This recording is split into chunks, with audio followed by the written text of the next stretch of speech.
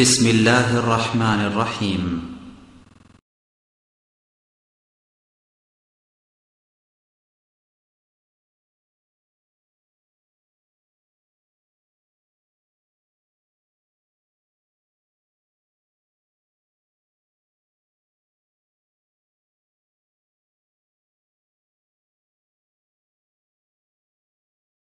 আজকে আমাদের প্রশ্নোত্তর প্রোগ্রামের প্রথম প্রশ্ন হচ্ছে,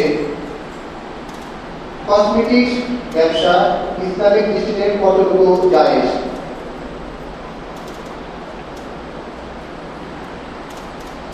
আসসালামু আলাইকুম ওয়া রাহমাতুল্লাহি ওয়া বারাকাতুহু। আলহামদুলিল্লাহি রাব্বিল আলামিন ওয়াস সালাতু ওয়াস সালামু আলা আবদিল্লাহি ওয়া রাসূলিহি নবিয়িনা মুহাম্মদ ওয়া আলা আলিহি ওয়া সাহবিহি ওয়া মান তাবি'আহুম বিইহসানিন ইলা ইয়াউমিদ্দিন, আম্মা বা'দ। আহলে হাদিস লাইব্রেরি কর্তৃক আয়োজিত বংশাল বড় জামে মসজিদে আজকের এই মাসিক প্রশ্ন উত্তর আসরে উপস্থিত আহলে হাদিস লাইব্রেরি কর্তৃপক্ষ,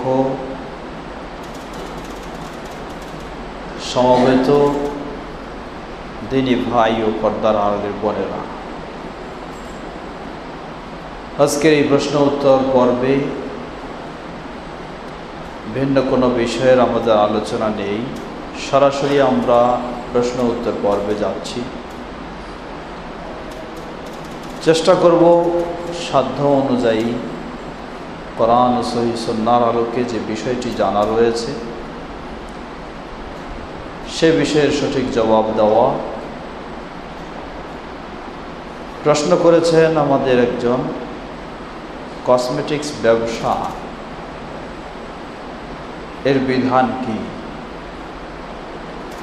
জবাব, ইসলামে ব্যবসা বাণিজ্য হালাল, তবে ব্যবসার পণ্য হতে হবে বৈধ। ব্যবসার পণ্য যদি বৈধ না হয়, ব্যবসার পদ্ধতি যতই কোরআন হাদিসের আলোকে হোক, সেই ব্যবসা বৈধ নয়। ঠিক ব্যবসার পণ্য যতই বৈধ হয়, কিন্তু ব্যবসা বাণিজ্যের পদ্ধতি যদি শরীয়তসম্মত না হয়, তাহলেও সেই ব্যবসা বৈধ নয়। কসমেটিক্স মানেই যে সব হারাম এমনটি নয়।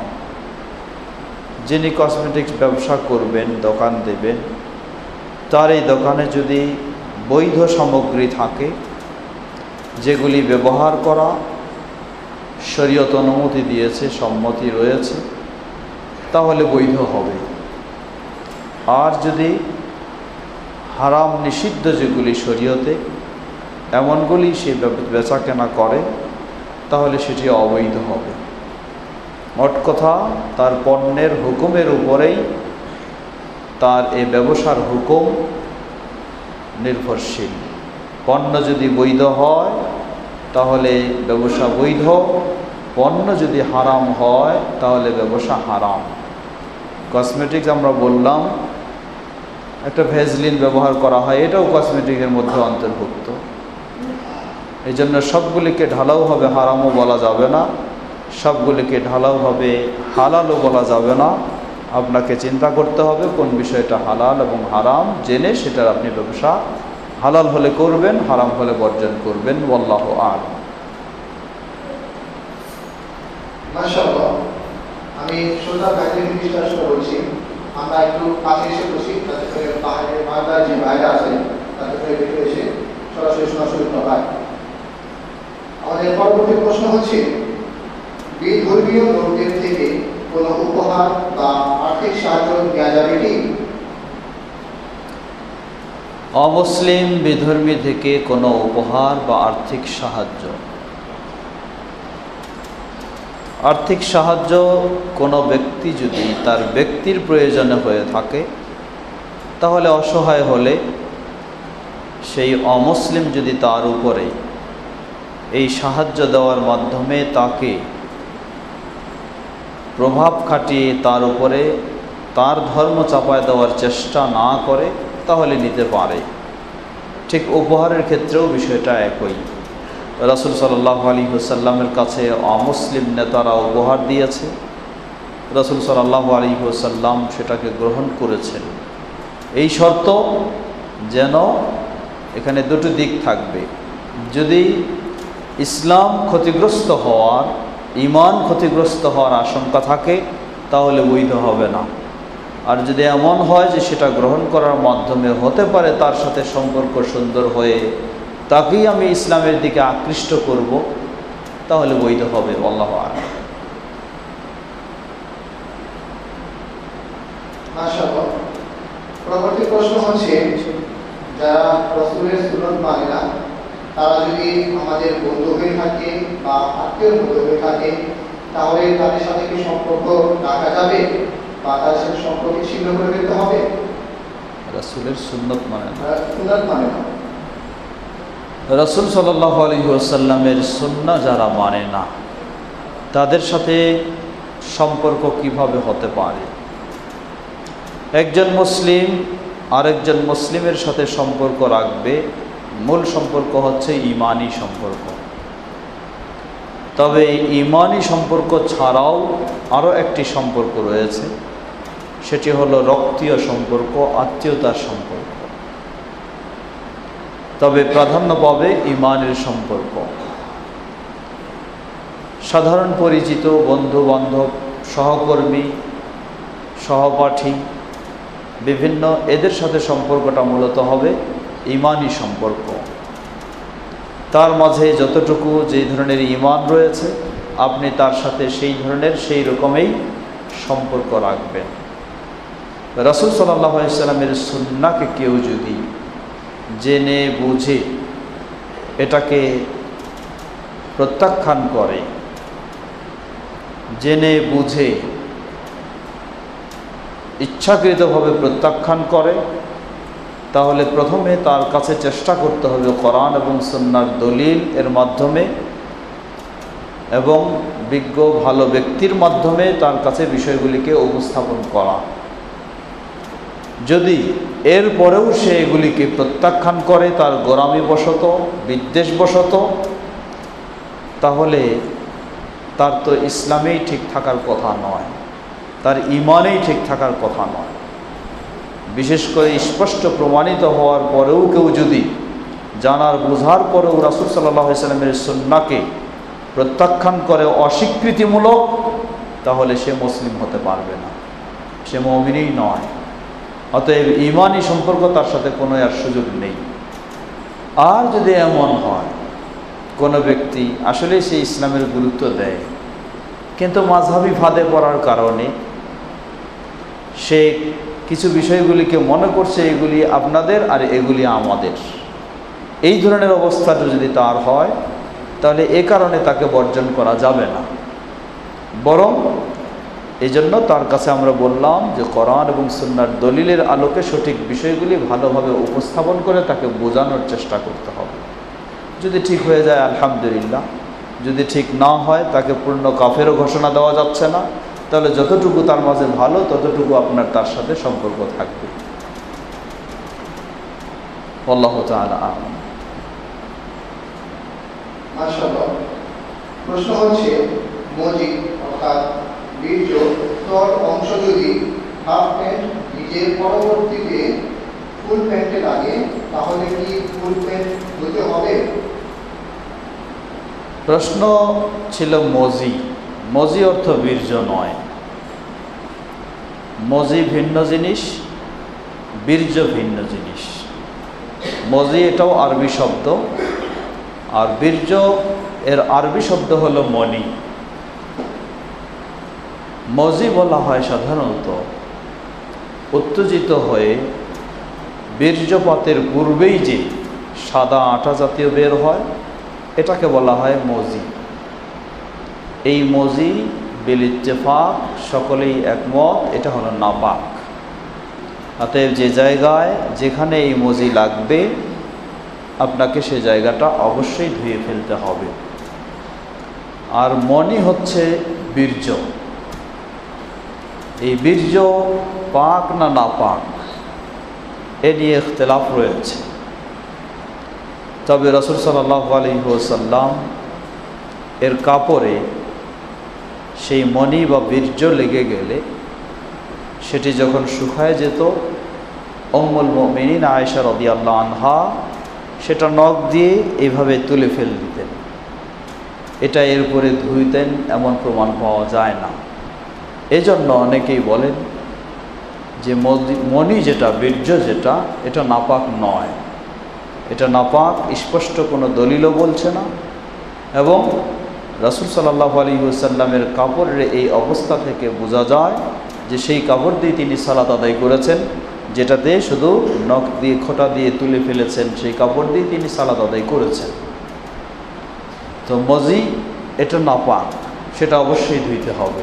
অর্থাৎ বীর্যপাতের পূর্বেই উত্তেজিত হয়ে নারী হোক বা পুরুষ হোক যেটা বের হয়ে থাকে সাদা আটা জাতীয়, সেটা হচ্ছে মজি, এটা নাপাক, এটা অবশ্যই ধুইতে হবে। যেখানেই লাগুক, গায়ে লাগলেও সেই গায়ের অংশটুকু ধুইবে, কাপড়ে লাগলেও সেই কাপড়ের অংশটুকু ধুইবে। আর এটা বের হওয়ার কারণে অজু অপরিহার্য হয়ে যাবে, গোসল ফরজ নয়।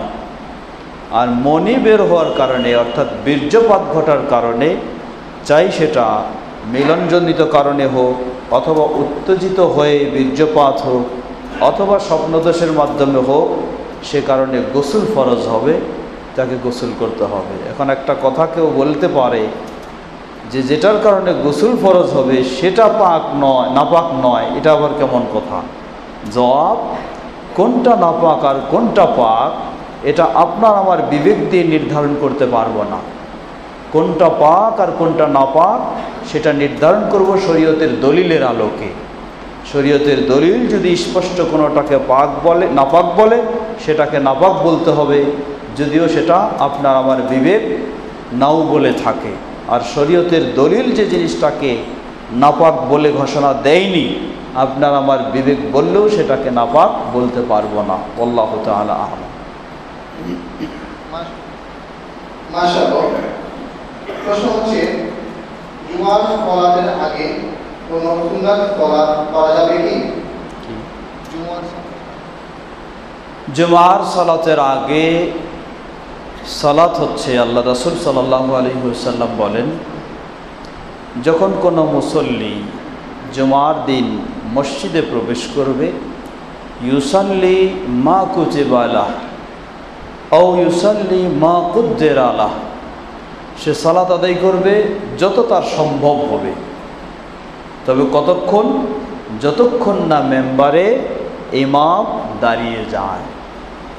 ইমাম মেম্বারে দাঁড়ানোর পূর্বে যেই মুসল্লি মসজিদে এসেছে, প্রথমে তিনি অবশ্যই 2 রাকাত দুখুলুল মসজিদ পড়ে বসবেন।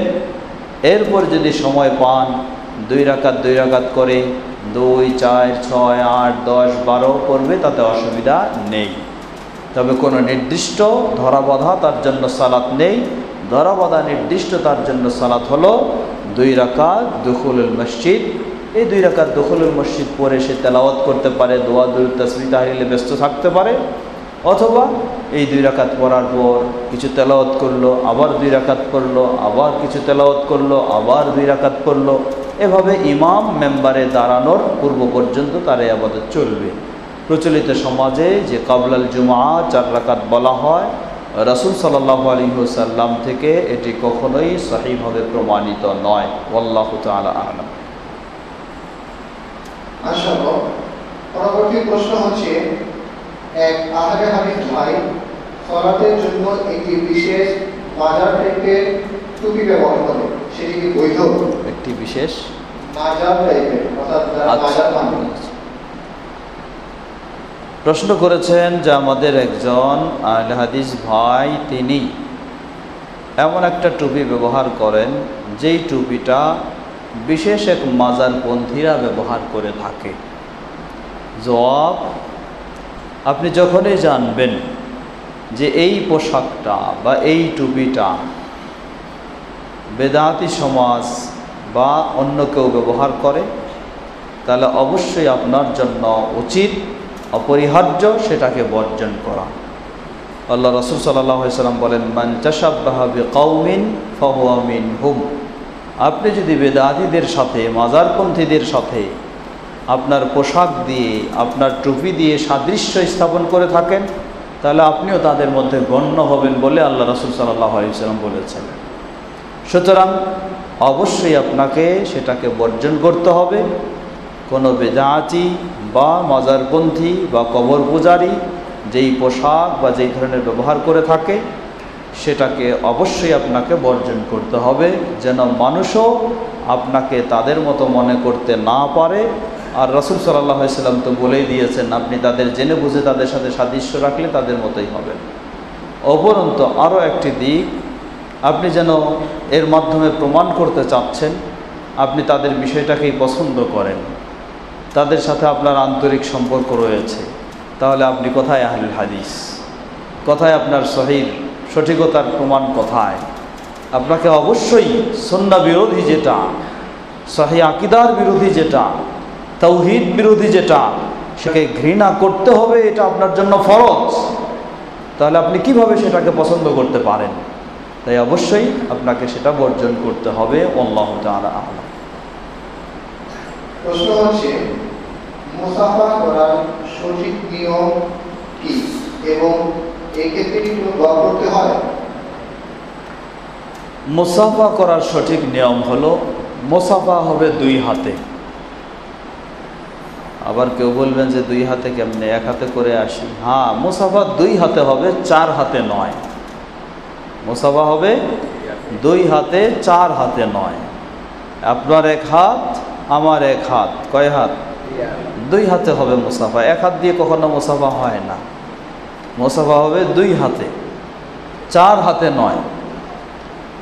তো মুসাফার নিয়ম হলো, আপনার ডান হাত, আমার ডান হাত দুটো পরস্পরের তালুর সাথে তালু মিলতে হবে, এটাই হচ্ছে মুসাফা।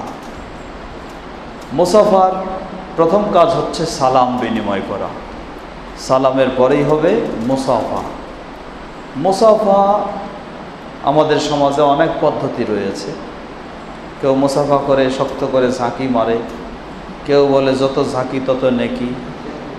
এগুলি হলো মন গড়া কথা, এটার বাড়াবাড়ি, এটাও সীমা লঙ্ঘন, এগুলো বেদাত অবশ্যই। কেউ মুসাফা করে চুমু খায়, কেউ মুসাফা করে বুকে হাত দেয়, এগুলি সব অবশ্যই বর্জনীয়, সবগুলি বেদাত। মুসাফা আপনার ডান হাত, আরেকজন ব্যক্তির ডান হাত। এখন মুসাফার কোনো দোয়া আছে কি না? প্রচলিত সমাজে ইয়াগফিরুল্লাহু লানা ওয়া লাকুম, এই যে দোয়া বলা হয়, এটি সহিহ নয়, তাই এটি বলা ঠিক নয়।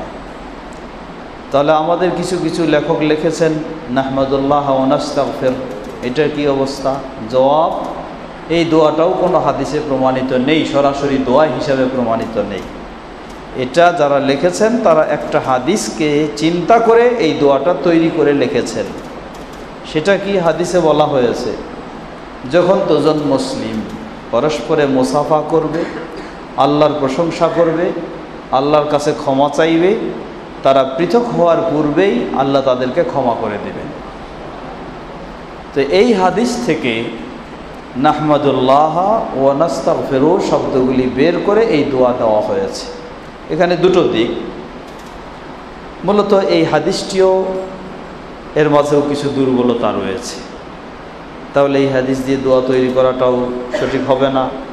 দ্বিতীয়, এই দোয়াটা তৈরি করা হয়েছে হাদিসের ভাব থেকে, হুবহু দোয়ার শব্দ হিসাবে ব্যবহার রাসূল সাল্লাল্লাহু আলাইহি ওয়াসাল্লাম বা সাহাবায়ে কেরামগণ করেছেন এমন পাওয়া যায় না। তাহলে তৃতীয়, অন্য একটি সহিহ হাদিসে পাওয়া যায়, আল্লাহ রাসূল সাল্লাল্লাহু আলাইহি ওয়াসাল্লাম বলেন, যখন দুজন মুসলিম পরস্পরে মুসাফা করবে, তারা পৃথক হওয়ার পূর্বেই তাদের গুনাহগুলিকে ক্ষমা করে দেওয়া হবে। এখানে কোনো শর্ত নাই যে তারা পরস্পরে মুসাফার সময় আল্লাহর প্রশংসা করবে, ক্ষমা চাইবে, এমন কথা এই হাদিসে আসেনি। তাহলে বোঝা যায় সালামের পরে একজন মুসলিম আর একজন মুসলিমের সাথে হাতে হাত রেখে যে মুসাফা করবে, যদি আল্লাহর প্রশংসা নাও করে, ক্ষমা নাও চায়, তবু এই ফজিলত পাবে যে পৃথক হওয়ার পূর্বেই তাদের গুনাহগুলি আল্লাহ ক্ষমা করে দিবেন। তবে নিয়ত থাকতে হবে অবশ্যই যে আপনি এটা একটা শরীয়তের ইবাদত পালন করছেন, এই আন্তরিকভাবে আপনার নিয়ত থাকতে হবে যে যে আমি সালাম দিলাম, সালামের পরে শরীয়তের ইবাদত হচ্ছে একজন আরেকজনের হাতের সাথে হাত মিলে মুসাফা করবে, এটাই হচ্ছে শরীয়তসম্মত পদ্ধতি। তাই যেই হাদিসে প্রচলিত যে দোয়াও তৈরি করা হয়েছে সেটাও যেহেতু দুর্বলতার বিষয় রয়েছে এবং দোয়াটি তৈরি করা, এজন্য তা অপরিহার্য করে নেওয়ার কোনো প্রয়োজন নেই। আপনি সালামের পরেই আন্তরিকভাবে নিয়ত করে এটি ইসলামের একটি ইবাদত হিসাবে মুসাফা করছেন, এটাই যথেষ্ট হবে। আল্লাহু তাআলা আ'লাম। মাশাআল্লাহ। পরবর্তী প্রশ্ন হচ্ছে, আমাদের বাড়িতে দেখা যায় যে অ্যাটাচ বাথরুম বা কমন বাথরুম যেগুলো আমরা বলে থাকি, সেখানে এক অংশ থাকে টয়লেটের জন্য, আরেক অংশ থাকে বাথরুমের জন্য। এই ক্ষেত্রে ওযু করার সময় যে আমরা বিসমিল্লাহ বলে থাকি, এই ক্ষেত্রে কি করাটা জায়েজ হবে? যেহেতু টয়লেটের মধ্যে আমরা নাম নেওয়াটা ঠিক নয়, হাদিস থেকে প্রমাণ পাওয়া যায়, তাহলে এখন কি এই ক্ষেত্রে কিভাবে করবো আমরা? এগুলি প্রশ্ন অনেক পুরানো প্রশ্ন। এই জায়গায় বসে আমি কয়েকবার এই প্রশ্নের জবাব দিয়েছি। আসলে আমরা হয়তো বা কেউ ওই সময় উপস্থিত ছিলাম না, বা থাকলেও হয়তো তখন গুরুত্ব দেইনি, এখন মনে যাইছে আবার প্রশ্ন করছি। জবাব: হ্যাঁ, বাথরুমে থাকা অবস্থায় আল্লাহর নাম উচ্চারণ করা নিষিদ্ধ। কোন সময় নিষিদ্ধ? নিষিদ্ধ হলো যখন আপনি পেশাব অথবা পায়খানার রত আছেন, এই সময় আপনার জন্য আল্লাহর নাম উচ্চারণ করা নিষিদ্ধ। কিন্তু আপনি যখন পেশাব ও পায়খানা থেকে পবিত্র হয়ে গেছেন, পরিচ্ছন্ন হয়ে গেছেন, সেখানে দাঁড়িয়ে গেছেন এবং সেই জায়গা থেকে আপনি সরে গেছেন, সেই জায়গায় আপনি ওযু করতেছেন, সেখানে বিসমিল্লাহ বলাতে কোনো অসুবিধা নেই, বরং অবশ্যই সেখানে ওযু করার সময় বিসমিল্লাহ বলবেন। আল্লাহু আ'লাম। ইনশাআল্লাহ। প্রশ্ন হচ্ছে, আমরা মুসলিমরা আমাদের নামের পূর্বে মুহাম্মদ যোগ করি কেন? মুহাম্মদ না যোগ করলে কি কোনো সমস্যা হবে? আমাদের মুসলিমদের নামের পূর্বে মুহাম্মদ, এটা মুসলিমদের বললে ভুল হবে। এটা হচ্ছে বিশেষ করে বাংলাদেশের মুসলিমদের বা ভারতীয় উপমহাদেশের মুসলিমদের, সার্বিক মুসলিমদের বললে ভুল হবে। কারণ ভারতীয় উপমহাদেশ ছাড়া অন্যান্য মুসলিম দেশগুলির তাদের নামের পূর্বে মুহাম্মদ তারা ব্যবহার করে না। এটা শুধু ভারতীয় উপমহাদেশের প্রচলন। তবে এই প্রচলনের পিছনে একটা ইতিহাস বলা হয় যে এটা ইংরেজদের যখন প্রভাব ছিল, সেই ইংরেজদের শাসনের সময় যারা সেই ইংরেজের বিশ্বাসী তাদের নামের সামনে লর্ড বা ইত্যাদি এই সমস্ত ব্যবহার করা হতো। আর যারা ইংরেজ নয়, ভারতের মানুষ, ভারতীয় উপমহাদেশের মানুষ, তাদের নামের সামনে শ্রী লেখা হতো। হিন্দু হলেও শ্রী আর মুসলমান হলেও শ্রী। এখন মুসলিমরা চিন্তা করলেন যে আমরা মুসলিম হয়ে আমাদের নামের সামনে শ্রী লেখা হবে, এটার কেমন কথা? নামের সামনে যেহেতু কিছু একটা পরিচয় দিতে হয়, তাই মুসলিমরা তখন বের করলেন যে আমরা যেহেতু মুহাম্মদ সাল্লাল্লাহু আলাইহি সাল্লামের উম্মত, তাই আমাদের নামের সামনে শ্রী হতে পারে না, আমাদের নামের সামনে থাকবে মুহাম্মদ। এইভাবে একটা ইতিহাস পাওয়া যায় বা বলা হয় ভারতীয় উপমহাদেশে মুসলমানদের, পুরুষ মুসলমানদের নামের সামনে মুহাম্মদ ব্যবহারের এটা একটা ইতিহাস বলা হয়। আল্লাহু তাআলা আ'লাম, তবে বাস্তব হতে পারে। তো এই জন্য বলবো যে মুহাম্মদ কারো নামের সামনে দেওয়া এটা ইসলামের কোনো বিধান নয়। মুহাম্মদ এটাই একটা পরিপূর্ণ নাম। সবচেয়ে ভালো মানুষ, বড় ইমানদার যিনি, তার নাম কি? মুহাম্মদ সাল্লাল্লাহু আলাইহি সাল্লাম, তারই নাম মুহাম্মদ। তবে এটাই একটা পরিপূর্ণ নাম। তো এই জন্য পাওয়া যায় আমাদের বিশেষ করে বাংলাদেশ বা ভারতের মুসলমানদের সবারই, অধিকাংশেরই একটা নাম নয়, 3 থেকে 4টা করে নাম। মোহাম্মদ, আফদাল, হোসাইন, কয়টা হইল? একটা হলো মোহাম্মদ, আরেকটা হলো আফদাল, একটা কি হোসাইন। এই ধরনের 3-4টা করে আমাদের নাম। তো নাম মোহাম্মদ কখনো লাগানোর কোনো প্রয়োজন নেই। কারো যদি আগে থেকে ব্যবহার হয়ে গেছে, সার্টিফিকেটের সমস্যা হইতে পারে, সেটা ভিন্ন জিনিস। এছাড়া যার এই ধরনের হয়নি, তার এইভাবে রাখাটা, না রাখাটাই হলো ভালো, না রাখাটাই ভালো।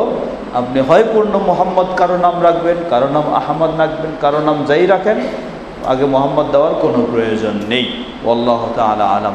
যদিও এক সময় সেই সময় প্রয়োজন দেখা দিলে ওই প্রয়োজনের সময়টা কেটে গেছে, এখন আর ওই প্রয়োজন নাই। এখন শুধু আপনি অন্য নাম যেটা শরীয়ত সম্মত সেটাই রাখবেন। আল্লাহ আলাম। প্রশ্ন হচ্ছে, বাড়ির কাজের মেয়েরাও কি বাড়িতে পর্দা করে কাজ করবে এবং বাড়ির কাজের ছেলের সামনেও কি পর্দা করতে হবে?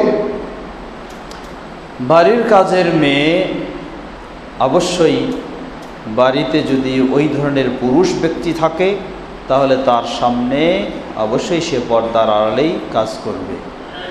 যেই পুরুষের সামনে বা যেই পুরুষটা ওই কাজের মেয়ের মাহরাম নয় তাহলে অবশ্যই সে নিজেকে সুন্দরভাবে আচ্ছাদিত করে সেইভাবেই তাদের সামনে কাজ করবে, কখনো খোলামেলা করতে পারবে না। অনুরূপ বাড়ির কাজের ছেলের সামনেও কি পর্দা করতে হবে? জবাব হ্যাঁ। যেই কয়েকজন পুরুষের সামনে পর্দা না করলে চলবে, অর্থাৎ পরিপূর্ণ পর্দার প্রয়োজন নেই, এদের মাঝে এক হলো মাহরাম আর দুইজন রয়েছে। এক হলো এমন অতি বৃদ্ধ, যেই অতি বৃদ্ধ হওয়ার কারণে এই বিষয়ে তার কোনো খোঁজখবর নাই। তাহলে আপনার কাজের লোকটা যদি এই রকম অতি বৃদ্ধ হয়ে থাকে তাহলে সেখানে কিছুটা শিথিলতা রয়েছে। অথবা এমন অপ্রাপ্ত শিশু, অপ্রাপ্তবয়স্ক শিশু, ছোট শিশু, যার এগুলি সম্পর্কে কোনো চেতনাই নেই। এখনকার শিশুরা কি যুবকদের চেয়ে কম না, কিন্তু এখনকার শিশুরা, এই কার্টুন দেখা শিশুরা আর বিভিন্ন সিরিজ দেখা শিশুরা যুবকদের চেয়ে কম নয়। অতএব ওই শিশু, যেই শিশুটা হয়তো কি মায়ের দুধ খাচ্ছে কেবলমাত্র, তারই আপনি এখন মনে করতে পারেন, এছাড়া আর যে একটু বড় হয়ে গেছে তার আর মনে করার সুযোগ নাই। অতএব সেখানেও আপনাকে পর্দা করতে হবে। আল্লাহু আ'লাম। মাশাআল্লাহ। এক ভাই প্রশ্ন করেছে, উন্নত মানের পৃথক গার্লস স্কুল বা কলেজ না থাকলে মেয়েদেরকে ছেলে মেয়ে সহশিক্ষা দেয় এমন প্রতিষ্ঠানে পড়তে পাঠানো বৈধ হবে কি? যদি সেখানে পরিবেশটা এতই নোংরা ঘোলাটে হয়, যেটা বাহ্যিকভাবে দেখলেই বোঝা যায় যে এটা হারাম, তাহলে বৈধ হবে না। কারণ আপনার মেয়েকে অনার্সে পড়াতেই হবে এমনটা ফরজ ইসলাম করে দেয়নি। তার মোটামুটি কিছু শেখার যোগ্যতা যদি হয়ে যায় এবং দিন সম্পর্কে শিখতে পারে, আলহামদুলিল্লাহ, তাকে করতেই হবে এমন ইসলাম ফরজ করে দেয়নি। সুতরাং ওই ধরনের নোংরা পরিবেশ যদি হয় তাহলে সেখানে দেওয়া বৈধ নয়। আল্লাহু আ'লাম। প্রশ্ন হচ্ছে, প্রাইভেট গাড়ির ড্রাইভারের সাথে কোনো মহিলা একাকী মার্কেটে বা কোনো জায়গায় যাওয়া বৈধ কি?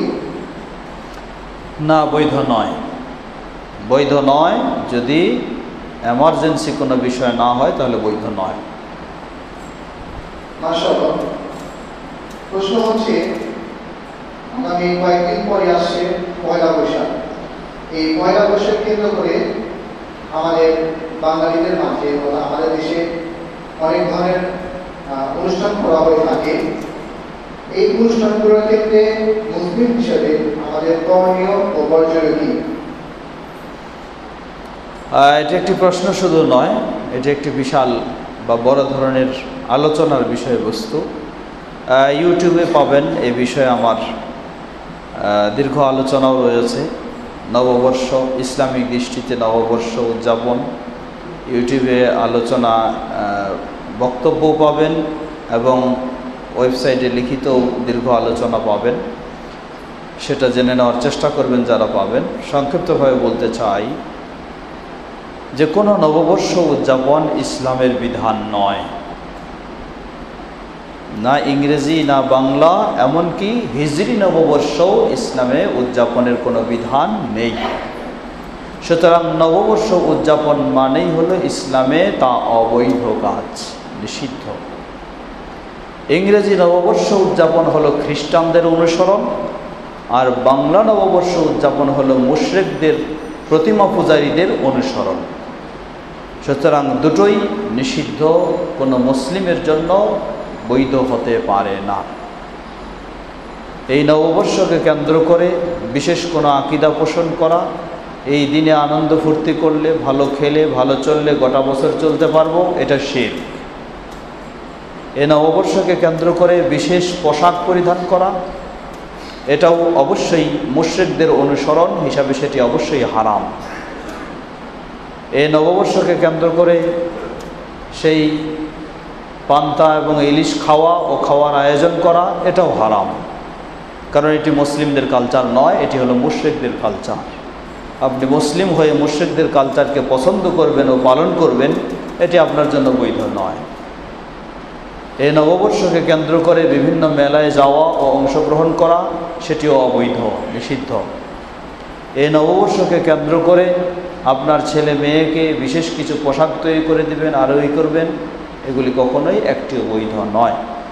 সর্বশেষ কথা বলতে চাই, নববর্ষকে কেন্দ্র করে যত রকমের কাজ রয়েছে সবগুলোই একজন মুসলিমের জন্য অবৈধ। সবগুলি একজন মুসলিমের জন্য অবৈধ, কোনোটাই বৈধ নয়।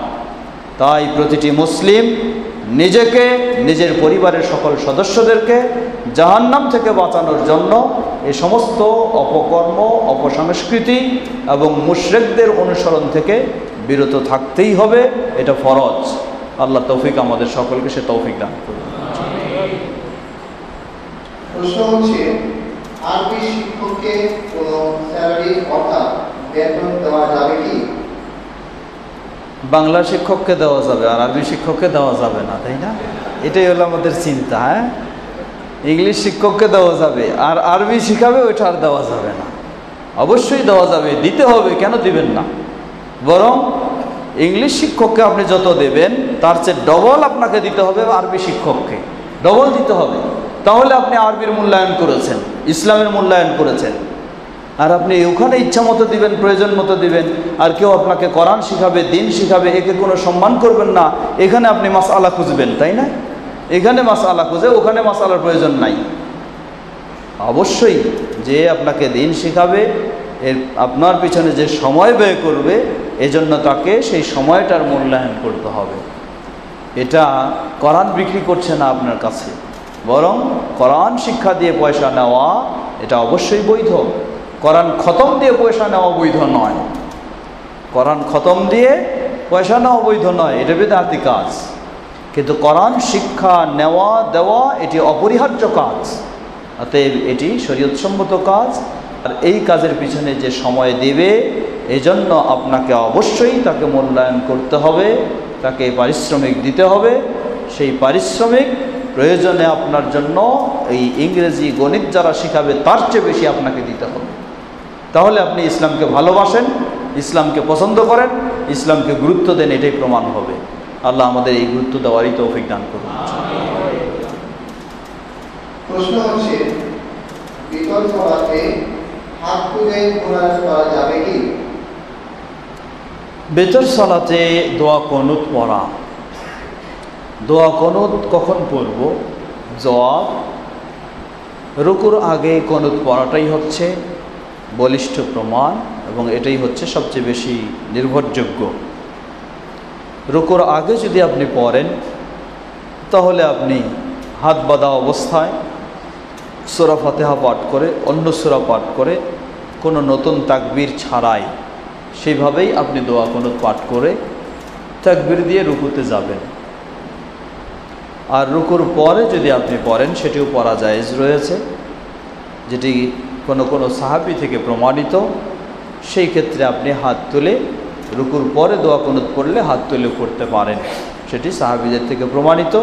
আর রাসূল সাল্লাল্লাহু আলাইহি ওয়াসাল্লাম থেকে যেটি রুকুর পরে হাত তুলে প্রমাণিত, সেটি বেতরের কুনুত নয়, মূলত সেটি হচ্ছে কুনুতে নাজিলা। আল্লাহু তাআলা আ'লাম। মাশাআল্লাহ।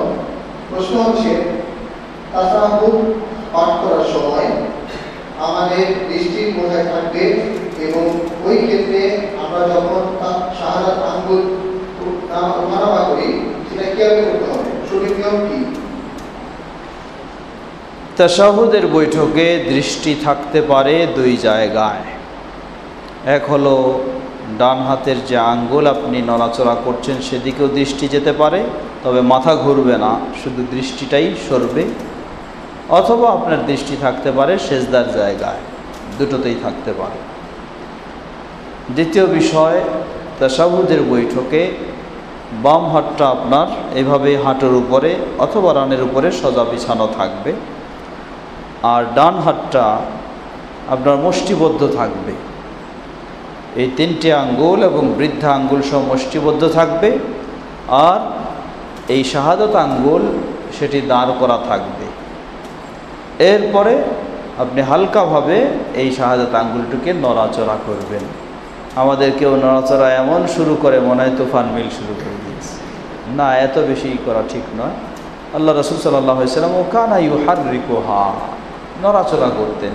তাই নড়াচড়া করবেন, এত নড়াচড়া না যে মানুষ খালি ওই দিকেই তাকাবে, তখন না, ওইরকম না। আপনি মার্জিতভাবে নড়াচড়া করবেন, তুলে রাখবেন এবং মার্জিতভাবে নড়াচড়া করবেন। এই নড়াচড়ার সময় হচ্ছে বৈঠকের শুরু থেকে শেষ পর্যন্ত, যতক্ষণ দোয়া চলবে। আল্লাহু আ'লাম। মাশাআল্লাহ। প্রশ্ন হচ্ছে ক্রিকেট খেলা নিয়ে, অর্থাৎ বর্তমানে ক্রিকেট খেলা নিয়ে আমাদের দেশে বিভিন্ন ধরনের মাতামাতি দেখা যাচ্ছে। অর্থাৎ কেউ বলছে এই ধর্মের লোক না, অর্থাৎ আমাদের ধর্মের লোক না, এই জন্য একে সাপোর্ট করা যাবে না। কেউ বলছে এরা আমাদের দেশের মধ্যে না, একে সাপোর্ট করা যাবে না। এই ক্ষেত্রে ক্রিকেট খেলা দেখা বা খেলা বা সাপোর্ট করা আমাদের জন্য কতটুকু ঠিক? ক্রিকেট খেলা দেখা, সাপোর্ট করা সবগুলি ইসলামে অবৈধ, ইসলামে বৈধ নয়। কারণ এই খেলাগুলির আবিষ্কারই হয়েছে মুসলিমদের দৃষ্টি কেড়ে নেওয়ার জন্য। এগুলির আবিষ্কারই হচ্ছে বিশেষ করে মুসলিম যুব সমাজকে ভিন্ন একটা তামাশা দিয়ে তাদেরকে আকৃষ্ট করা, তাদেরকে পর্যায়ক্রমে তাদেরকে ইসলামী চিন্তা চেতনা থেকে দূরে সরে নেওয়া। এটাই হলো ইহুদিদের একটা বড় ধরনের পরিকল্পনা। জাতীয় আন্তর্জাতিকভাবে এই সমস্ত খেলাগুলি সবগুলির পিছনে বিনোদন বলেন কেউ আর যা কিছুই বলেন না কেন, এগুলি সব ইহুদিদের একটা বড় ধরনের পরিকল্পনা। এই পরিকল্পনা দিয়েই তারা অগ্রসর হচ্ছে। এভাবেই তারা মানুষদেরকে বিভিন্ন শ্রেণীকে আকৃষ্ট করে তারা পর্যায়ক্রমে ইসলাম থেকে দূরে সরানোর চেষ্টা করছে। ক্রিকেট খেলা একাধিক দিক থেকে এটি খুবই বর্জনীয় বিষয়। এক হলো সবচেয়ে বেশি সময় অপচয়ের এটি একটি খেলা। সবচেয়ে বেশি সময় অপচয়ের খেলা হলো এই ক্রিকেট খেলা। এটি অল্প টাইমের খেলা নয়, লং টাইমের খেলা।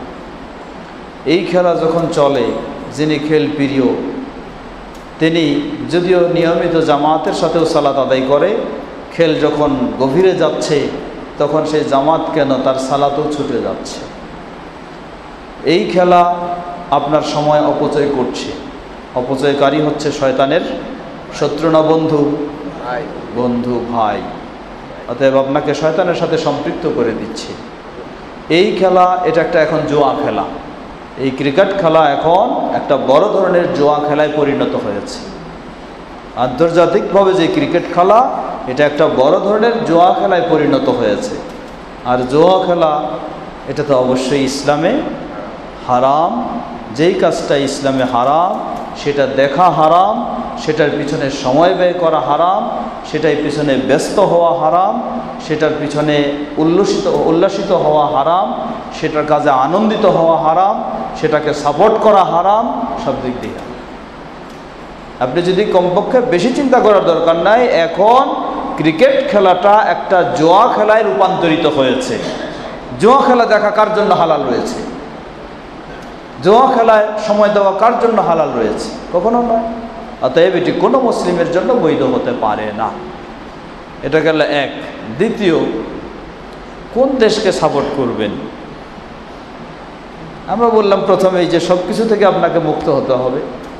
এরপরও কারো চাপে পড়ে যদি আপনাকে কখন সাপোর্টের বিষয় চলে আসে, তাহলে আপনি যদি মুসলিম হন তাহলে মুসলিম দেশকে সাপোর্ট করবেন। অমুসলিম দেশকে কিভাবে আপনি সাপোর্ট করবেন? হতে পারে না। আপনি মুসলিম হলে আপনাকে মুসলিম দেশকে সাপোর্ট করতে হবে, অমুসলিম দেশকে হতে পারে না, কখনোই না। এটা পরের বিষয়। আগের বিষয় হলো সব থেকে মুক্ত হতে হবে। আল্লাহু তাআলা আ'লাম। মাশাআল্লাহ। আমরা আমাদের হাতে অনেকগুলো প্রশ্ন জমেছে। আমরা আশা করবো আমাদের প্রশ্নগুলো যাতে সংক্ষিপ্ত হয়। প্রশ্ন হচ্ছে, একটি অত্যন্ত গুরুত্বপূর্ণ বিষয় এই যে অনেক আহলে হাদিস ভাই সহি আকীদার দাওয়াত দিয়ে থাকে, কিন্তু বলার ধরন মোটেও সততার সাথে হয় না। সেই ক্ষেত্রে আপনার পরামর্শ কি? একটি গুরুত্বপূর্ণ প্রশ্ন। এই প্রশ্নের জবাবের আগে আগের প্রশ্নের সাথে একটু যোগ করতে চাই। আমরা অনেক সময় বলি যে আমি মুসলিম হিসাবে আমাকে কোরআন শিখতে হবে, হাদিস শিখতে হবে। আমরা অনেকে বলি যে কোথায় সময় যে কোরআন শিখতে বসবো, হাদিস শিখতে বসবো, পড়তে বসবো, সময় নাই। অথচ এই লোকটারে দেখবেন যে ঘন্টার পর ঘন্টা ওই খেলার সামনে বসে দেখতেছে, দোকান বন্ধ করে দিয়ে খেলা দেখে, খাওয়া বাদ দিয়েও খেলা দেখে। তাহলে যেই লোক বলে যে ইসলাম জানার জন্য তার সময় নাই, কোরআন শেখার মতো তার সময় নাই, কোরআন পড়ার মতো তার সময় নাই, তার দিন জানার মতো তার সময় নাই, এত তার ব্যস্ততা, সেই লোকটা যদি ঘন্টার পর ঘন্টা এই খেলার পিছনে ব্যয় করতে পারে, তাহলে তার পিছনে কত বড় শয়তান তার পিছনে লেগেছে একটু চিন্তা করা দরকার। অতএব এগুলি কিভাবে বৈধ? এগুলি কখনো বৈধ হতে পারে না, এগুলি শয়তানি। আল্লাহ বলছেন উদখুলু ফিস সিলমি কাফা ওয়ালা তাত্তাবিউ খুতুওয়াতিশ শায়তান, তোমরা ইসলামে পরিপূর্ণভাবে প্রবেশ করো, শয়তানের পদাঙ্ক অনুসরণ করো না। যেই সময়টুকু আপনি ইসলামে নাই, ওই সময়টুকু কার পিছনে? শয়তানের পিছনে আছে। অতএব এই বিষয় নিয়ে বুঝার আর প্রয়োজন নেই। আল্লাহ আমাদেরকে, গোটা মুসলিম উম্মাহকে এই সমস্ত ষড়যন্ত্র শয়তানি কর্মকাণ্ড থেকে হেফাজত করুন। পরের প্রশ্নটি অত্যন্ত গুরুত্বপূর্ণ প্রশ্ন। বলেছেন যে অনেক ভাই আমাদের মাঝে রয়েছে যারা সহিহ আকীদার দাবিদার, সহিহ সুন্নাহর অনুসারী, কিন্তু মানুষের সাথে কথা বলার সময়, দাওয়াত দেওয়ার সময় তাদের আচরণ সুন্দর হয় না। আসলে এটি অবশ্যই ভুল। আপনি যদি কেউ এমন হয় তিনি সহিহ আকীদায় বিশ্বাসী, সহিহ সুন্নাহর অনুসারী, আবার দাওয়াত দেওয়ার সময় তার কথা ও আচরণ যদি ভালো না থাকে, তাহলে প্রকৃতপক্ষে তিনি সহিহ সুন্নাহর অনুসারী হতে পারেননি। প্রকৃতপক্ষে তিনি সহিহ আকীদার অনুসারী নয়, প্রকৃতপক্ষে তিনি সহিহ আদর্শের অনুসারী নয়। রাসূল সাল্লাল্লাহু আলাইহি সাল্লামের আকীদাও যেমন সুন্দর, রাসূল সাল্লাল্লাহু আলাইহি সাল্লামের আচরণও তেমন সুন্দর। এটা হলো আসল। তাহলে আপনার আকীদাটাও সুন্দর করতে হলে আপনার আচরণটাকেও সুন্দর করতে হবে, আপনার দাওয়াতটাকেও সুন্দর করতে হবে, আপনার কথাটাকেও সুন্দর করতে হবে। কোনো ব্যক্তি হিসাবে তার এক একটা কী হতে পারে, স্বভাব থাকতে পারে, কিন্তু এরপরেও কি করতে হবে, সেটাকে সাধ্যপক্ষে সুন্দর করে নেওয়ার চেষ্টা করতে হবে।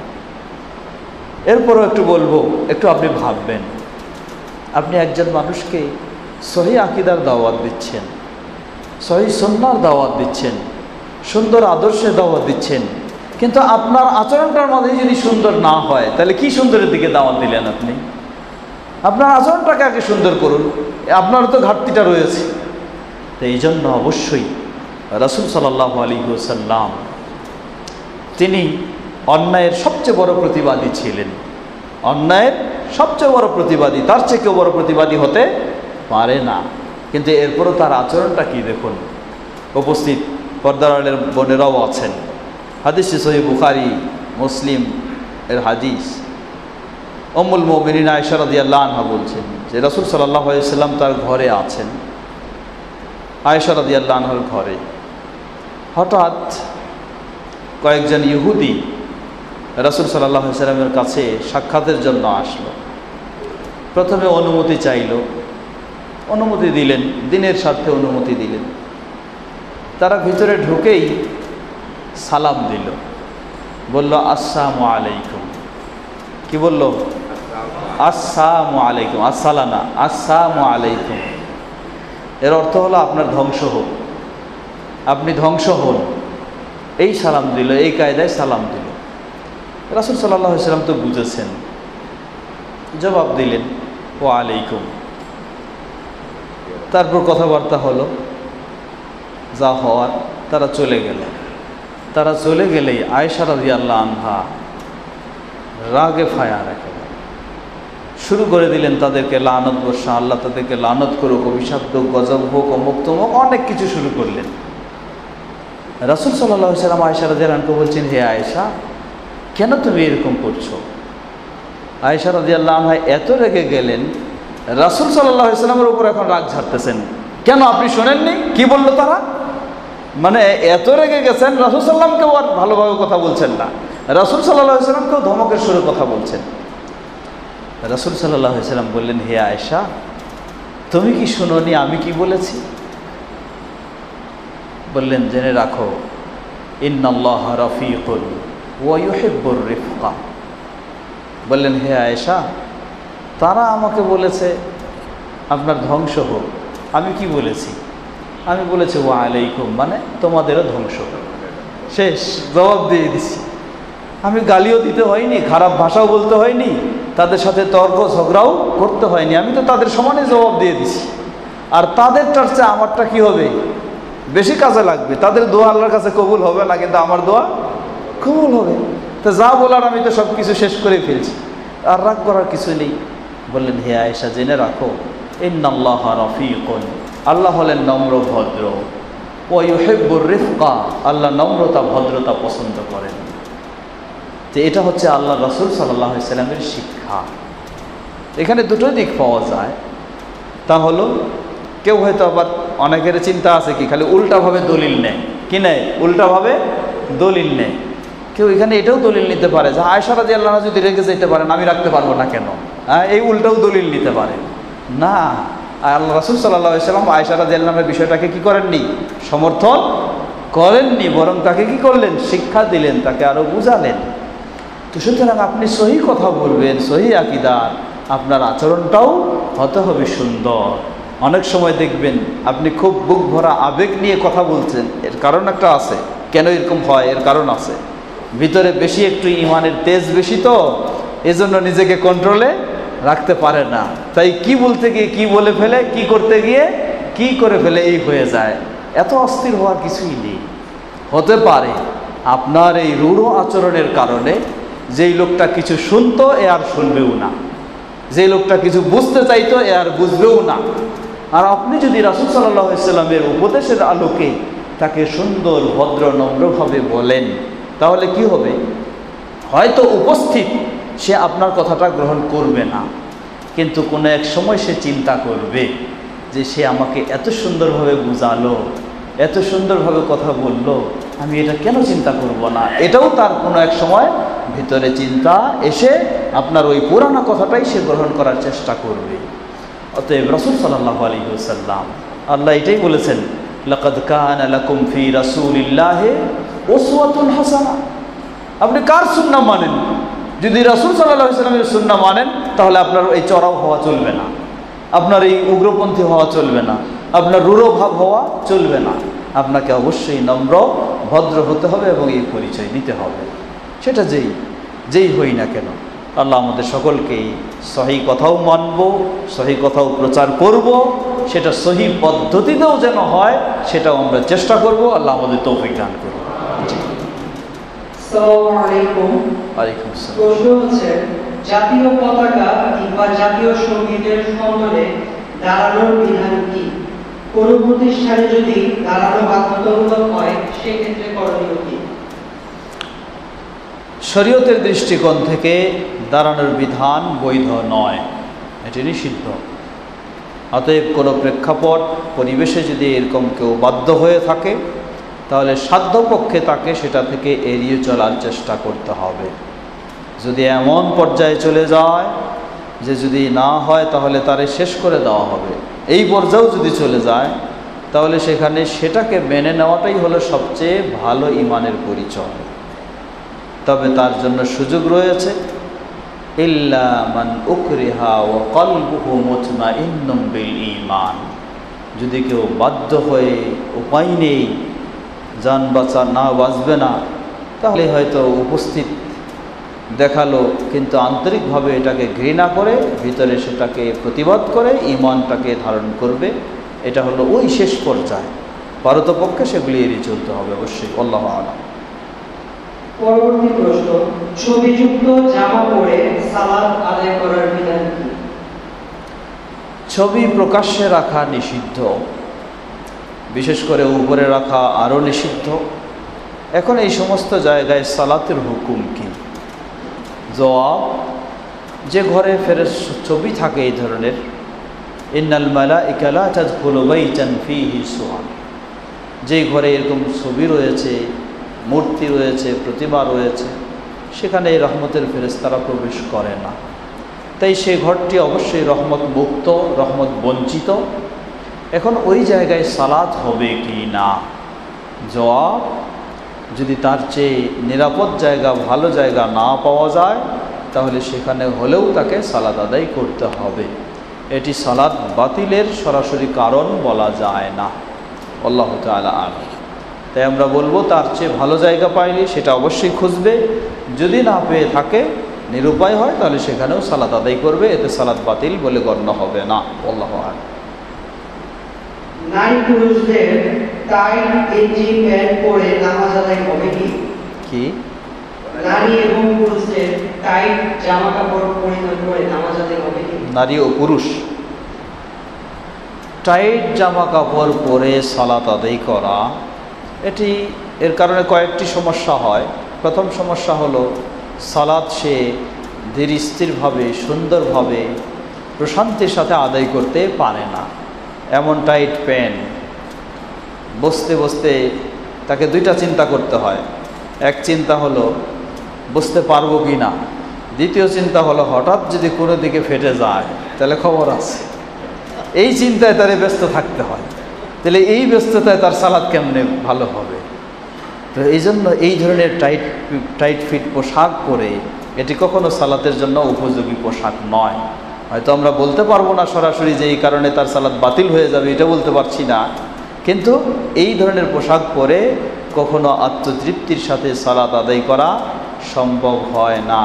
তার সালাতের চেয়ে দুশ্চিন্তায় তাকে বেশি থাকতে হয়। এটি একই হুকুম নারী পুরুষ সকলের ক্ষেত্রে। বিশেষ করে মেয়েরা যদি বাইরে কোথাও খোলা জায়গায় সালাত আদায় করে, তাহলে তো অবশ্যই এইভাবে পড়বে না, তাকে সুন্দরভাবে মার্জিতভাবে ঢেকে নিতে হবে। আল্লাহু আ'লাম। এখানে একটি বিষয় যেটা অনেক সময় আমি স্মরণ করে দিয়েছি, আজকেও স্মরণ করে দিই, বিশেষ করে যুবকদের, তরুণদের বিষয়, যে এই টাইট ফিট পোশাকের কারণে তাদের সালাত অনেক সময় বাতিল হয়ে যায়। সেটা কোন সময়, কী কারণে? এখন হলো কি, মোবাইলের যুগ, তাই না? কাপড়গুলো হলো mobile pant, mobile panjabi, shirt, mobile গেঞ্জি, মানে ছোট, যত রকমের ছোট সাইজ। তো এটা হয় কি, এখন আমাদের প্যান্ট পরে অনেকেই নাভির নিচে প্যান্ট পরে। তো প্যান্টটা যখন নাভির নিচে পরে, আর উপরের যে গেঞ্জি বা শার্ট, এটা আর এখন বেশি লম্বা করে না। আধুনিক যুগ তো, এটাকে ছোট করার চেষ্টা করে। তো ছোটটা এমন করে যে কোনো মতো শুধু খালি প্যান্টের সাথে ছুঁই ছুঁই ভাব হয়ে আছে। এই মানুষটা, যার প্যান্টটা হলো নাভির নিচে আর উপরের গেঞ্জি বা শার্টটা হলো ছুঁই ছুঁই ভাব কোনো মতো, এ যখন রুকুতে যায় এবং সেজদায় যায়, তখন তার সালাত বাতিল হয়ে যায়। কেমনে? সালাতে একজন পুরুষের সতর ঢাকা ফরজ হলো নাভি থেকে হাঁটু পর্যন্ত, দুই কাঁধও ঢাকতে হবে, কিন্তু নাভি থেকে হাঁটু পর্যন্ত এটা হলো ফরজ। তার প্যান্টটাই হলো নাভির নিচে। নাভি থেকে হাঁটু পর্যন্ত মানে কি, সামনের দিকে ঢাকবেন, পিছনের দিকে খুলে থাকলে অসুবিধা নাই, এটা না। সামনে যেমন নাভি পর্যন্ত ঢাকা থাকতে হবে, পিছনেও ঠিক নাভি বরাবর অংশটা ঢাকা থাকতে হবে। কিন্তু এই নাভির নিচে যে প্যান্ট পরেছে আর শার্ট বা গেঞ্জিটা তার এই ধরনের ছুঁই ছুঁই ভাব কোনো মতো খালি ঢেকে গেছে, এ যখন বাঁকা হয়ে রুকুতে যায়, তার প্যান্টটা নিচের দিকে আরও নেমে যায়, আর শার্ট বা গেঞ্জিটা উপরের দিকে উঠে যায়, যার ফলে পিছনের যেই অংশটা ঢাকা তার জন্য ফরজ ছিল, সেই জায়গাটা ওপেন হয়ে গেছে, যার ফলে তার সালাত একেবারে বাতিল বলে গণ্য হবে। যদি জেনে শুনে বুঝেও সে এটা করতে থাকে, তাহলে তার সালাত অবশ্যই বাতিল। এটা হলো রুকুর সময়।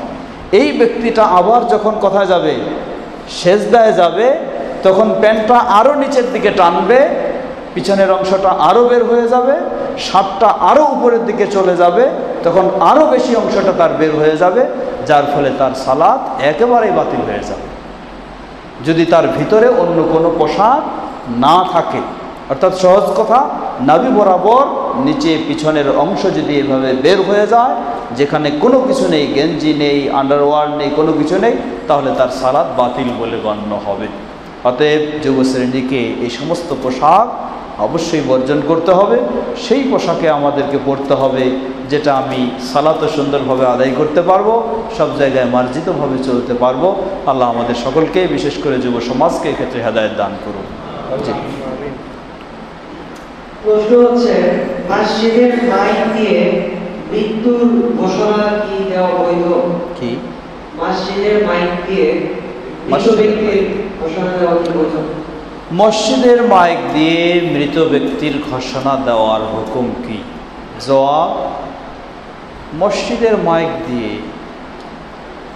মৃত ব্যক্তির ঘোষণা দেওয়াটা দুই ধরনের হতে পারে। যদি এমন হয় যেই মসজিদের মুসল্লি মারা গেছে, সেই মসজিদের মুসল্লিদেরকে একবারের মতো এমনি জানালো শুধু যে অমুক মারা গেছেন, তার জানাজা এই সময়ে হবে, তাহলে এটি বৈধ হতে পারে। আর যদি কিছুক্ষণ পর পর খালি ঘোষণার পর ঘোষণা চলতে থাকে তাহলে এটি বৈধ নয়। সেটা মসজিদের মাইক কেন, বাইরের মাইক দিয়েও ঘোষণা দিলেও সেটা বৈধ নয়। মৃত ব্যক্তির মৃত্যু সংবাদ প্রচার করা বা ঘোষণা দেওয়া, এর দুটি দিক রয়েছে। একটি দিক হলো তার মর্যাদা, গুরুত্ব মানুষের কাছে বেশি তুলে ধরার উদ্দেশ্যে বারবার ঘোষণা দেওয়া, মাইকিং করা, এটি নিষিদ্ধ, এটি বৈধ নয়। আর দ্বিতীয় দিক হলো তার জানাজায় অংশগ্রহণের জন্য মানুষকে সংবাদ দেওয়া, এটি বৈধ হবে, তবে এটাও বারবার নয়। তাই আমরা বলবো যে একবার যদি হয় মুসল্লিদের, এই মসজিদের মুসল্লি হিসাবে মুসল্লিদেরকে জানানো, তাহলে ইনশাআল্লাহ জায়েজ হবে, আর বারবার এটি জায়েজ হবে না। আল্লাহু আ'লাম।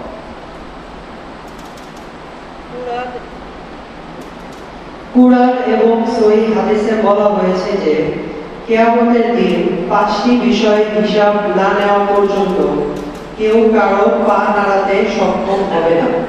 কিন্তু সহিহ হাদিসে পাওয়া যায় রাসূলুল্লাহ সাল্লাল্লাহু আলাইহি ওয়াসাল্লাম বলেন, এই উম্মতের 70,000 লোক বিনা হিসেবে জান্নাতে যাবেন। এমত অবস্থায় প্রশ্ন হচ্ছে, এই দুটি কাজ একসাথে কিভাবে সম্ভব? সদর প্রশ্ন যে আল্লাহ রাসূল সাল্লাল্লাহু আলাইহি ওয়াসাল্লাম বলেন যে 70,000 মানুষ বিনা হিসাবে জান্নাতে যাবে। হাদিস সহিহ বুখারী মুসলিমের হাদিস। আর অপর হাদিস, সে হাদিসটিও সহিহ, যে 5টি প্রশ্নের জবাব না দেওয়া পর্যন্ত আদম সন্তান তার এক পাও সামনে বাড়াতে পারবে না। তো জবাব, আদম সন্তান 5টি প্রশ্নের জবাব না দেওয়া পর্যন্ত এক পাও সামনে বাড়াতে পারবে না, এটি হলো সকলের জন্য। আর এই সকল আদম সন্তানের মধ্য থেকে বিশেষ ওই শ্রেণী যাদের হলো ছাড়, যাদের বিশেষ বৈশিষ্ট্যের কারণে আল্লাহ সুবহানাহু ওয়া তাআলা তার হিসাব কোনো নেবেন না, তাদেরকে বিনা হিসাবে জান্নাত দান করবেন। এটা হলো বিশেষ ওই শ্রেণী। আল্লাহু আকবার।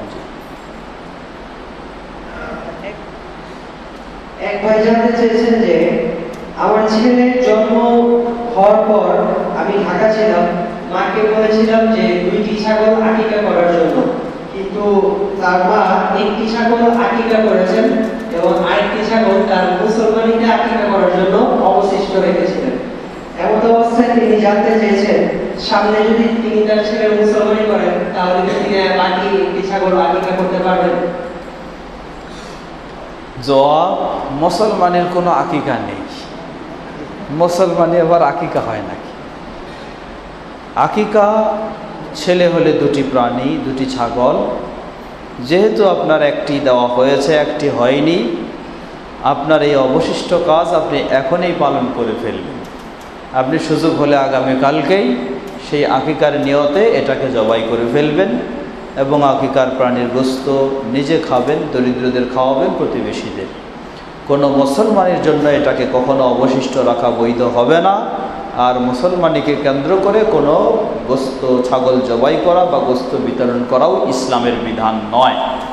অতএব যদি এটাকে রেখে দেন, সেই সময় করতে চান, তাহলে 2 দিক দিয়ে অপরাধী হবেন আপনি। এক হলো আপনার আকিকাও সম্পন্ন হবে না, দ্বিতীয় হলো আরেকটি বেদাত আপনি চালু করবেন। অতএব আপনার জন্য কর্তব্য হলো এই অজানার কারণে যেটা ঘটে গেছে আল্লাহর কাছে ক্ষমা চেয়ে আপনি এখনই এটাকে আকিকার ছাগল হিসাবেই জবাই করে ফেলবেন। আল্লাহ আ'লাম। প্রশ্ন হচ্ছে, আহলে সুন্নাত ওয়াল জামাত মাসালার ভিত্তিতে 4টি দলে কখন বিভক্ত হয়? এই বিভক্তি যখন হয়েছিল তখন সালাফি আলেমগণের ভূমিকা কি ছিল? আবার প্রশ্ন। আহলে সুন্নাত ওয়াল জামাত মাসালার ভিত্তিতে 4টি দলে কখন বিভক্ত হয়, আর এই বিভক্তি যখন হয়েছিল তখনকার সালাফি আলেমগণের ভূমিকা কি ছিল? প্রশ্ন করেছেন, প্রশ্নকারী বলেছেন যে আহলুস সুন্নাত মাসআলার দিক থেকে 4টি দলে কখন বিভক্ত হয়, আর যখন বিভক্ত হয়েছিল তখন আহলুল হাদিস বা সালাফিদের অবস্থানটা কি ছিল? জবাব,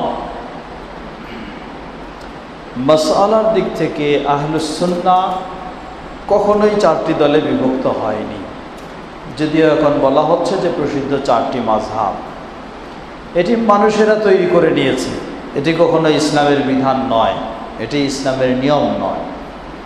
তবে প্রশ্ন করেছেন যে এই বিভক্তিটি কখন? এই বিভক্তিটি ভারতীয় উপমহাদেশের যিনি প্রসিদ্ধ মুহাদ্দিস আলেম শাহ ওয়ালিউল্লাহ মুহাদ্দিস দেহলভী রাহিমাহুল্লাহ, তিনি হুজ্জাতুল্লাহিল বালিগায় প্রসিদ্ধ গ্রন্থে আলোচনা করতে গিয়ে বলেন, বা'দাল মিয়া আর রাবিআ আল হিজরিয়া, হিজরি 4th শতাব্দীর পরে এই মাযহাবি দলাদলি প্রকট আকার ধারণ করে, এর আগে এত প্রকট আকার ধারণ করেনি। সুতরাং এর চেয়েও কেউ যদি আরও আগে জানতে চায় তাহলে আমরা বলবো যে এই মাযহাবগুলি তৈরি হয়েছে সেই ইমামদেরকে কেন্দ্র করে, অতএব সেই ইমামদের আগে কখনোই এগুলি ছিল না। ইমাম আবু হানিফা রাহিমাহুল্লাহর জন্ম হলো 80 হিজরিতে, মৃত্যু 150। ইমাম মালিকের জন্ম হচ্ছে 193 হিজরিতে, মৃত্যু শুধু 93 হিজরিতে, মৃত্যু 179 হিজরিতে। ইমাম শাফিঈর জন্ম হচ্ছে 150 হিজরিতে, মৃত্যু হচ্ছে 204 হিজরিতে। ইমাম আহমদ বিন হাম্বলের রাহিমাহুল্লাহর জন্ম হচ্ছে 164 হিজরিতে, মৃত্যু হলো 241 হিজরিতে। এর আগে তো আর কখনো এই ধরনের মাযহাব থাকার প্রশ্নই আসে না। দ্বিতীয় বিষয়, আহলুল হাদিসদের সেই সময় ভূমিকা কি ছিল? আহলুল হাদিস সর্বসময় তারা তাদের অবস্থানে রয়েছে, তারা কোনো মাযহাবের এবং কোনো ইমামের কখনোই অন্ধ অনুসারী অতীতেও ছিল না, এখনও নয়। আহলুল হাদিসরা তারা মূলত আহলুল হাদিসরাই প্রকৃতপক্ষে ইমাম আবু হানিফাকে সম্মান করে, ইমাম মালিককে সম্মান করে, ইমাম শাফিঈকে সম্মান করে, ইমাম আহমদ বিন হাম্বলকে সম্মান করে। কারণ যার কাছেই তারা কোরআন এবং সুন্নাহর অনুযায়ী যাকেই পায় তাকে সেই ক্ষেত্রে তারা সমর্থন দেয়, কোনো অসুবিধা নেই। আর কোরআন ও সহিহ হাদিসের আলোকে যাকে পায় না তার কাছে তারা কখনো নাই। তাই আহলুল হাদিসরা নতুন নয়, তারা সেই যুগ থেকেই রাসূল সাল্লাল্লাহু আলাইহি ওয়াসাল্লাম এর সাহাবায়ে কেরামদের থেকে শুরু করে আজও পর্যন্ত সেই ব্যক্তিরাই রয়েছেন যারা এই ধরনের কোনো মাযহাব নয়, কোনো তরিকা নয়, কোনো ব্যক্তির অন্ধ অনুসারী নয়। তারা জীবনের সর্বক্ষেত্রে কোরআন ও সহিহ হাদিসের আলোকে এটাই অনুসরণ করার চেষ্টা করে। আগামীকালকে সরিটলা জামে মসজিদে আহলুল হাদিস পরিচয়, উৎপত্তি ও ক্রমবিকাশ এই বিষয়ে আমার আলোচনা রয়েছে, সেখানে এই বিষয়ে বিস্তারিত কালকে কথা হবে ইনশাআল্লাহ। যারা জানার প্রয়োজন মনে করেন সেখানে যাবেন আরও ইনশাআল্লাহ। আমাদের কাছে বেশ কিছু প্রশ্ন রয়েছে, সময় স্বল্পতার কারণে সবগুলোর উত্তর দেওয়া সম্ভব হচ্ছে না। ইনশাআল্লাহ পরবর্তী প্রশ্নোত্তর অনুষ্ঠানে এই প্রশ্নগুলোর উত্তর প্রথমে দিয়ে অনুষ্ঠান শুরু করা হবে ইনশাআল্লাহ। এখন অতি সংক্ষেপে আমরা বেশ কিছু প্রশ্নের উত্তর জানবো। মসজিদে অথবা বারান্দায় কোনো মুসল্লি নামাজরত অবস্থায় আছেন, এমন অবস্থায় মসজিদ কমিটির কেউ যদি উচ্চ স্বরে কথাবার্তা বলেন বা গল্পগুজব করেন, সেক্ষেত্রে কি মসজিদের আদব রক্ষা হয়?